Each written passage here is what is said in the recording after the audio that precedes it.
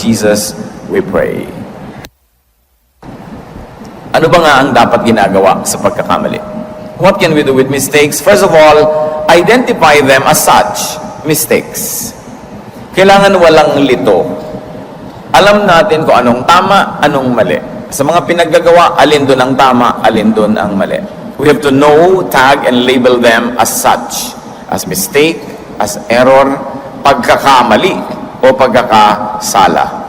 Yung word na sala, tulad ng ating laging nababanggit, pagka sinabi sa Laguna, sala, ibig sabihin hindi ka tumama sa gusto mong tamaan. Sumala ka, nagmintis. Hindi laging merong moral baggage yung pagkakasala. Yung hindi mo tinamaan, yung gusto mong tamaan, nagkasala ka, sumala ka. At yan ay nangyayari sa tao. And many times, they are labeled also as mistakes.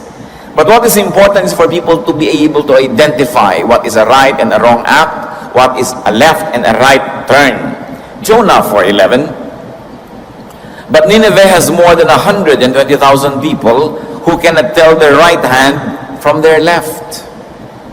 Nung ipinapapunta ng Panginoon si Jonah sa city na ito, sinabi niya, kailangan magturo ka. Ang daming tao, sayang, mayaman ang syudad, pero ang mga tao ligaw. Hindi nila alam kung alin ang tama at alin ang mali. Dapat alam natin kung anong tama at mali. Kung hindi man bago tayo nagkamali, at least pagkatapos natin magkamali, dapat alam na natin na mali yun. Hindi natin laging alam na mali ang isang tinatahak nating landas. Maraming nagkakamali, hindi sinasadya. Akala nila tama yun. Pero matapos ka magkamali, ang mahalaga, masigurado mong mali pala ako. May kamalian pala ang aking ginawa. Job 6:24, teach me and I will be quiet. Show me where I have been wrong. Bihirang-bihirang tao ang gagawa ng mali, na sinasadya niyang mali siya, alam niyang mali siya, at nalaman na niyang mali siya, ipinagpapatuloy pa niya ang kanyang pagkakamali. Katigasan na yan ng loob, katigasan na ng puso. But sabi nga ng mga Arabo, every good horse is entitled to at least one fall. Nagkakamali, nadadapa, pero ang mahalaga, nakakapag-isip. We should specify and isolate mistakes from the bigger picture. Pag nagkamali ang iyong asawa, hindi mo sasabihin talagang ikaw, wala ka nang ginawang tama. That is a very negative exaggeration. Pagka halimbawa ang buhay mo, may mga pait, hindi mo pwede sabihin, oh buhay, napakahirap mo, talagang kagalit ko ang buhay, kagalit ko ang Diyos. Pag meron taong 3 beses pa lang naman bumabagsak sa isang exam, hindi mo pwede sabihin, wala ka na talagang pag-asa, wala na nangyari sa'yo kundi bumagsak. You should be able to isolate a mistake from a collection of deeds, many of which are very probably not mistakes, but right. Deuteronomy 32:50-51, si Moses, sa haba ng kanyang karir, nung papasok na sa promised land, ang mga Israelites, dahil sila'y napatawad at sila'y napalaya mula sa Ehipto, na-disqualify si Moses pumasok sa promised land at ipiniliwanag ng Diyos kung bakit. Deuteronomy 32:50-51, there on the mountain that you have climbed, you will die and be gathered to your people, just as your brother Aaron died on Mount Hor and was gathered to his people.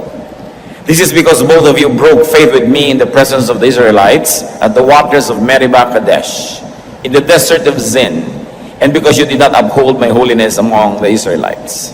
Ang daming ginawang tama ni Moses, pero meron siyang isang outstanding mistake. Nauuhaw ang buong bayan, humihingi sa kanya ng tubig sa disyerto. Pinaghihimala siya. Sabi ng Panginoon, kausapin mo yung bato at may lalabas na tubig.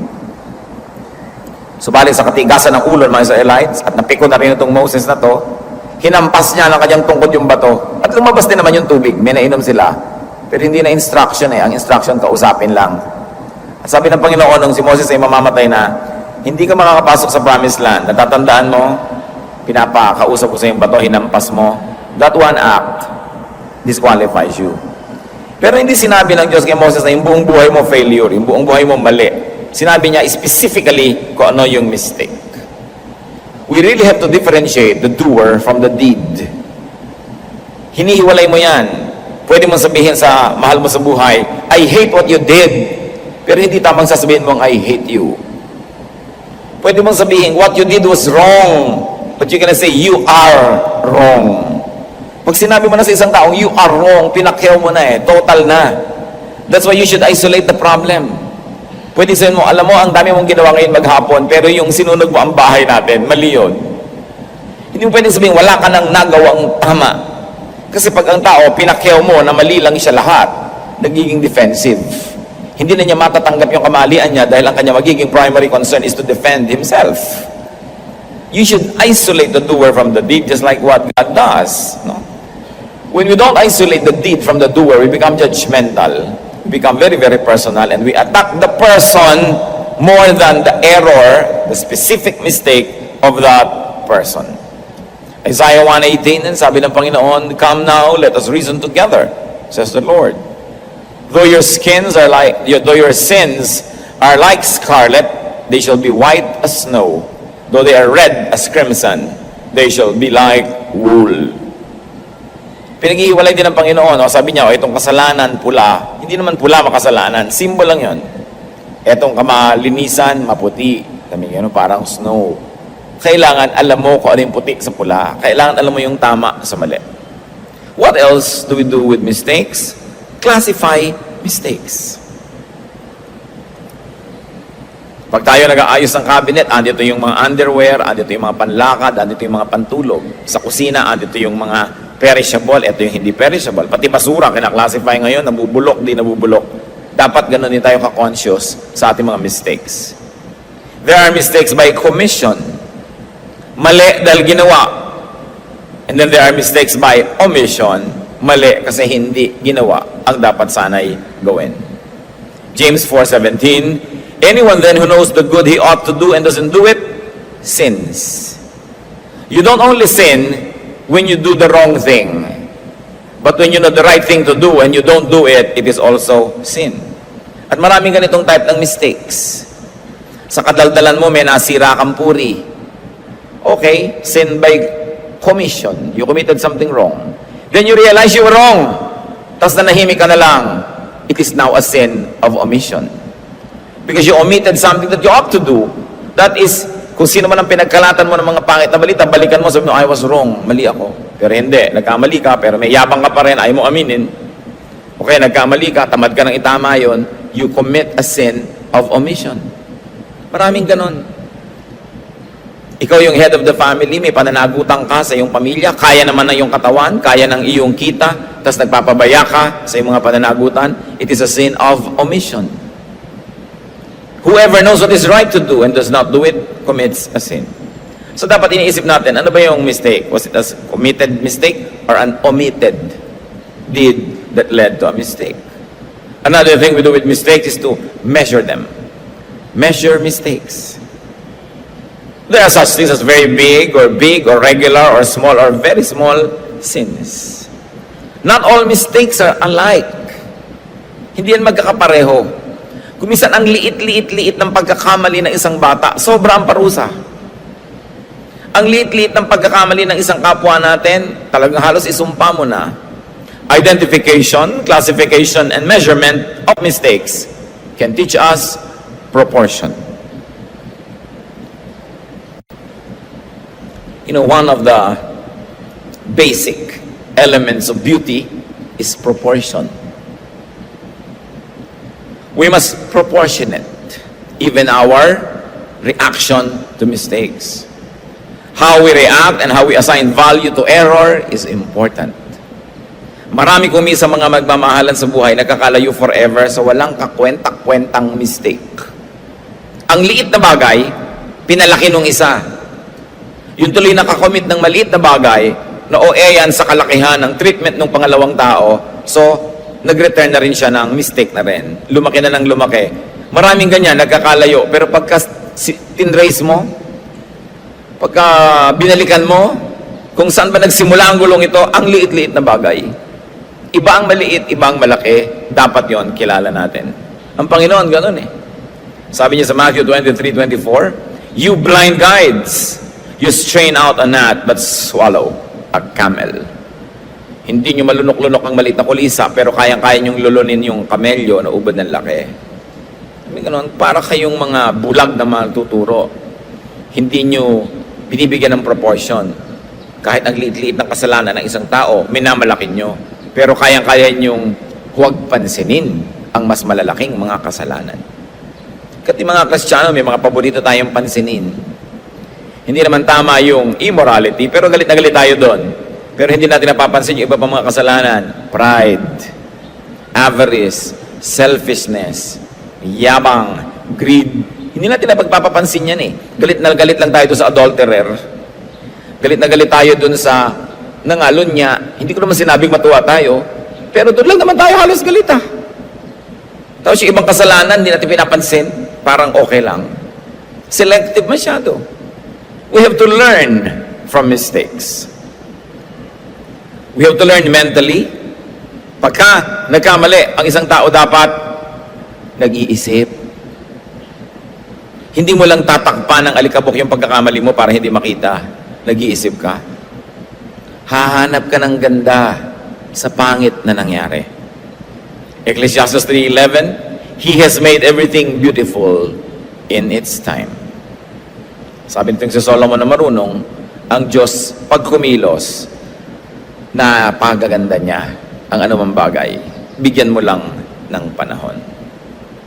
Halimbawa, nagkamali ka, ang pangit ng pagkakamali mo, hayaan mo lang kumilos ang Diyos, magpasakop ka sa Kanya, palipasin mo ang ilang araw, ilang linggo, ilang buwan, at kung ikaw'y madalanginin, binubuksan mo yung isip, and you are teachable, you will see the beauty in the mistake. Not probably the mistake itself, but the lessons that the mistakes had taught you can be beautiful. Pag nagkamali ka na, tapos hindi mo pa nakita yung ganda at hindi ka pa natuto, yun ang talagang mali. Sayang.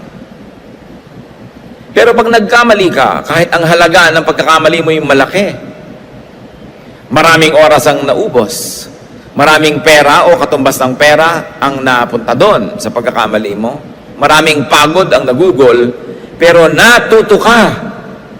Ituring mo na lang yon na tuition fee. Kumisan, ang laki ng tuition fee mo eh. Para lang malaman mo na hindi ko pala dapat gawin na isang bagay, ang laki ng naging damage. So, paano mo mapapaganda? Damage na. Ituring mo na tuition fee. Sabi, ang mahal ng binayad ko, kailangan hindi na ako maging repeater sa subject na ito. Ang mahal na nga, ulit-ulitin mo pa, di repeater ka, sobrang mahal, paulit-ulit, parang magulang. Ano? Mag-enroll na naman ng Chem 11? Naubos ng pera natin sa Chem 11. Diba? Kasi paulit-ulit, repeater. We must gather information and knowledge with every mistake we commit. So we learn by elimination. Isang klaseng learning din yan eh. Yung may ginawa ka, mali ang bunga, sa 10 choices, alam mo na, choice number 7 is wrong. At least, kung magkakamali ka man uli ngayon, mga kapatid, 9 na beses na lang. Kasi yung isa, napatunayan mo na mali eh, out of 10. So may napala ka. Know the truth by knowing falsehood. Know the good by knowing bad. Huwag naman nating sadyain. Gagawa ko ng mali para malaman ko kung mali yun. No. Laging maganda dapat ang intention mo sa ginagawa mo. Ngayon, nagkamali ka, sabi, ay mali yun. Next time, hindi ko na gagawin yun. You eliminate it from your choices. Therefore, you become learned. Time and the perspective of time shows the beauty behind everything, even things that initially look ugly. Because, according to Ecclesiastes 3:11, He has made everything beautiful in its time. Pag may nangyari sa inyong pangit dahil sa pagkakamali nyo, pagkakamali ng ibang tao, laban sa inyo, pwede yung sabihin, in His time, I will see the beauty of this. At habang hindi ko pa nakikita yung ganda nun, I will hold on to dear life, I will do what is right to do, I will avoid repeating the same mistake, learn from it, be a better person, and I will see the beauty behind this. Just avoid repetition of mistakes. Nakakita na ba kayo ng mga aso na magsusuka tas mamaya babalikan yung sinuka nila at kinain? Proverbs 26:11, as a dog returns to its own vomit, so a fool repeats his folly. Ginawa ka ng mali, tapos inusig ka ng budhi mo, mali, tapos ulitin mo pa? Parang aso. Ngayon, yung nagkamali ka minsan, hindi yun ang point. Nagkakamali tayo lahat. Pero anong ginagawa mo sa yung pagkakamali? What else do we do with mistakes? Grow from and grow on mistakes. Sabi nga nila, kababato mo sa akin, nakaipon ako ng bato, gagawa na ako ng bahay. Naging advantage. Ngayon, sa paggawa natin ng mga mali, pwedeng lumago ang ating pagkatao. We can have emotional, personal, social, and even spiritual growth premised on our mistakes. Because of mistakes and the elimination that it enables us to do, we can become better persons. We can become sweeter, nicer, more serene, and more pleasant persons. 2 Corinthians 3:18. And we are being transformed into His likeness with ever-increasing glory, which comes from the Lord, who is the Spirit. Yan ang goal ng Spirito sa atin eh. Improve tayo na improve. So may nagkamali kang nagawa, hindi atrasyon. Pwede yun maging abante kung titingnan mo sa tamang pananaw. Because it is the work of the Spirit to continue to transform us into the better versions of ourselves. So we have to outgrow our mistakes. Parang damit ng bata, nung lumaki ka, hindi mo na pwedeng isuot. Alangan namang pilitin mong pagkasyahin uli ang iyong sarili sa isang maliit ng sapatos o maliit ng damit. Ganon din ang mga pagkakamali natin nung araw na pinipilit nating ulit-ulitin, hindi na bagay. Pagka nagkakamali ka, sinasabi sa iyo dapat ng mga nakapaligid sa iyo, hoy, nung 17 years old ka, cute pa yung mistake mo ha. Pero ngayong 40 ka na, laos na yan, di na yung bagay sa iyo. Kung magkakaroon ka man ng mistake, tiyakin mo na mistake ng pang 40-year-old ha, hindi ng pang 17-year-old. Parang wala ka namang natutunan sa pagdaan ng panahon. Nasayang lahat ang ininom mong tubig, hiningang oxygen, kinain na fish balls. Yung pala, yung mistake mo nung 17 years old ka, paulit-ulit, 60 anyos ka na, yung pa rin. We should outgrow our mistakes. We should be a bigger, richer, deeper person because of mistakes. Alam nyo, ang inirurunong ng tao, ang iginaganda ng kanyang karakter, ang iminamature niya, kadalasan hindi sa tama niyang ginawa, kundi sa mali na natutunan niya na pag-aralan at pakinabangan. Celebrate non-mistakes. It's also one thing we should do with mistake. Celebrate correctness. Hindi lang natin ipinagluluksa ang mali, dapat ipinagpipista rin natin ang tama. Kasi kung ipagluluksa nyo lang puro mali, your life will be filled with black dots of mourning. But these black dots are really just tiny and few dots in an otherwise long, beautiful, bright line. Hindi lang natin binibigyan ng pansin eh. Parang pag maghapon, may ginawa yung katulong, iniisip mo lahat, pagdating mo, lahat na mali. O bakit ganito, bakit nandito tong dustpan? O bakit ganitong ginawa mo dito? O bakit ganun? Hinahanap mo lahat mali. Pero pag ginawa mo lahat ang tama at sinabi mo lahat yung tama niya, ang haba din nun eh. Pero hindi natin kasi pinagdiriwang ang tama. Kasi pag pinagdiriwang mo yung tama, hindi matatapos ang pista mo sa buhay dahil maraming tamang nangyayari. Yun lang buhay ka pa ngayon, di ang daming tamang nangyari dahil hindi ka namatay. Salamat Panginoon sa dinami kong pagtawid-tawid, naging tama ang timing ko, hindi ako nasagasaan. Do you celebrate that? Sa dami ng kinain ko kung saan-saan, hindi ako namatay, hindi ako nalason. Thank you Lord, tama yung choices ko. Ang daming dapat ipagpasalamat na tama, pero negative kasi ang pananaw ng maraming tao, walang hinahanap kundi mistake. It's good to commend God for the good things He does, to commend our loved ones for the right things they do, magbigay ng papuri, ng pasalamat sa mga tama, because it also shapes our attitude.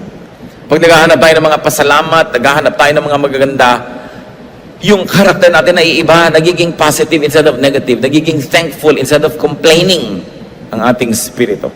Psalm 145 verse 4, one generation will commend your works to another. They will tell of your mighty acts. Sa mga high school, lalo na, pag meron isang teacher na laging binabastos-bastos sa mga estudyante, kung ano man yung dahilan, taon-taon na yon habang teacher siya doon sa school na yun, di na yun maiba. You know why? Pag dumadating ang mga freshmen, sasabihin sa kanilang mga sophomore, alam mo si teacher na ganyan, ganun yun, ganun. Binabato-bato lang namin yun, ginaganyan-ganyan namin. Pinapasa nila yung mga attitude nila sa darating pa lang. Pero ito, positive, sa Psalm 145. Sabi, ang mga papuri sa Diyos, ipapasa ng one generation to the next. Anong pinagpo-focusan nila? The positive, the good, the beautiful. Ganun din dapat ang ginagawa natin sa tao eh. Hindi merong bagong tao sa opisina, empleyado, sabi mo agad, o yung boss natin, ganito yan, ganon. Ipapasa mo agad yung mga bias mo. Oy, sinong pastor nyo? Ay, si ganon. Ay, alam nyo ba yung pastor nyo, may chismis, ganito, ganon. Yun na ipapasa agad sa'yo, hindi yung positive. Ang mga tao, napakarami ng paglalaban ng utak na dapat gawin. Totoo naman may negative ang bawat isa, pero may positive din. Dapat tinitingnan mo yun, sapagkat ang totoo, mas marami yun. Maraming maling nangyayari sa mundo, pero umaandar pa tong planetang to, ibig sabihin mas maraming tamang nangyayari kaysa mali. Kung minsan sasabihin mo, I have a very dysfunctional family. Pero kumakain pa rin naman kayo sa umaga, tanghali, hapon. Kikita-kita pa rin naman kayo sa mga reunion, mga patay, kasalan. So may mga kulang, pero andyan pa rin kayo, pamilya eh. Pero wala ka na inisip kundi, dysfunctional kami, maraming mali sa amin. Negative. Commend, praise people. Remember them for the right things they do, not for the wrongs. Not for the mistakes. Because when you only remember the mistakes, one is you grieve the heart of God. Because God tells us to look at the good things and to be forbearing and to be forgiving. Not only that, you grieve the person that is the object of your negative attention. You also grieve the person hearing your negative assessment. And very importantly, you grieve yourself, you poison yourself. Araw-araw binubuhusan mo ang utak mo, ang puso mo ng lason. Kahit yung lason na yon meant for other people, but the moment you store it in your heart, you also get affected.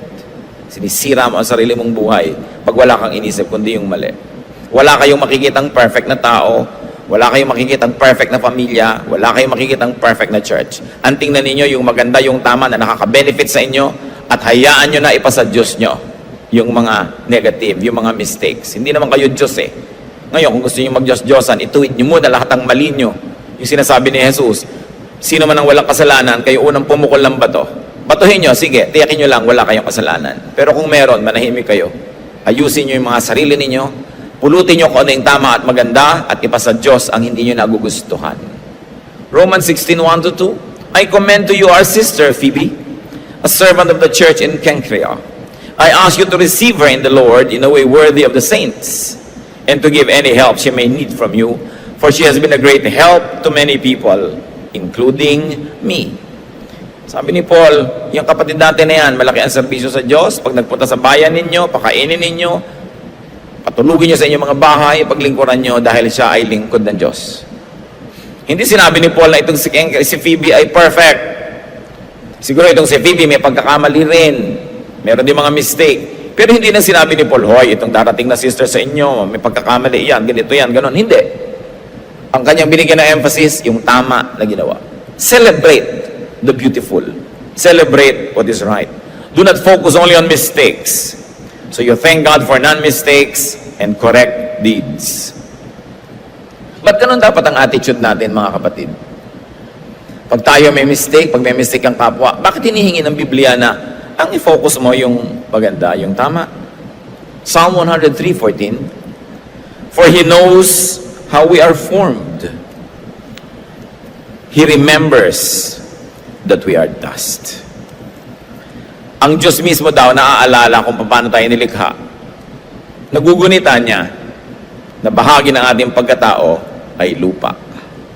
Oo, merong espiritu na galing sa Kanya.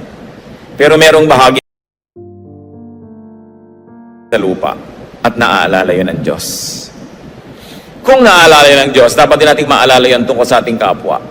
Oo, may maganda sa Kanya, pero may bahagi din sa Kanya na lupa. Hindi ako magkakaroon ng illusions na puro espiritu ng Diyos lang siya. Meron siyang lupa na parte ng Kanyang buong pagkatao. At pag nangingibabaw, lumalabas itong pagkalupa. Ang sasabihin ko, nangibabaw ang pagkalupa. Ipapanalangin kong mangibabaw ang pagka-espiritual. Ang pagka-Diyos, maka-Diyos. Ang pagiging tahanan ng espiritu ng Diyos. We all make mistakes. Mistakes can make us bitter or better. Kayo ang pipili nun. Even the mistakes of others can make us bitter or better. Nagkamali na inyong magulang, nagkamali na inyong asawa, nagkamali na mahal nyo sa buhay, anong gagawin nyo? You will become bitter? Or will you benefit from it, grow on it, from it, and be better? Mistakes can make or break you. You have to choose. Will you be made or will you be broken? Ano ba ang papel ng Panginoong Yesus sa ating mga pagkakamali? Isaiah 53:5 believed to foretell of the ministry of Jesus, but he was pierced for our transgressions. He was crushed for our iniquities. The punishment that brought us peace was upon him, and by his wounds we are healed. Yun daw ang nagagawa ng dugo ni Kristo. Siya ay sinugatan dahil sa ating mga kasalanan. Siya ay dinurog dahil sa ating mga kasamaan. Ang parusang dapat sana itanggapin nating lahat ay nabunton sa Kanya. At dahil sa Kanyang mga sugat, tayong lahat ay nagsigaling. So let the salvation, the love, and the restoration of Jesus turn our mistakes into blessings. Kahit sugat, magiging bulaklak. Pag ito ay nahipo ng kagamot, nagpapagaling, mapagmahal na dugo ni Kristo. We should be free. And freedom means to be free from mistakes, if that's possible. Pipili kayo mga kapatid, because you should be free Be free from mistakes. Pero ang tanong mo, possible ba yun? Or, through God's forgiveness, be free from the oppressive remembrance of mistakes. Para lumuwag ang ating dibdib, dapat perfect tayo, wala tayong kasalanan. Or, lumaya ka sa sobrang pag-uusig sa iyo ng kamalian dahil ikaw ay nagpalinis kay Kristo, kumubli ka sa kanyang dugo, tinanggap mo ang kanyang pagpapatawad at ang kanyang muling pagbuo sa iyong nababasag, nasisirang pagkatao.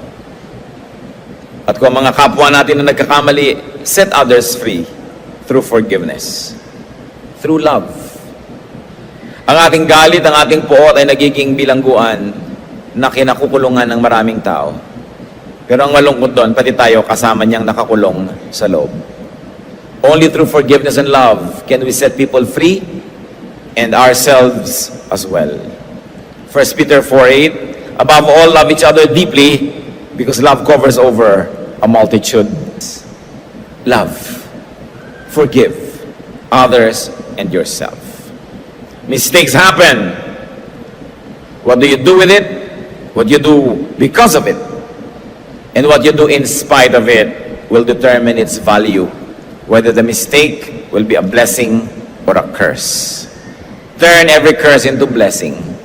Let the grace of God turn your life around. Sa mga dati na nating mga mistakes, learn and then move on.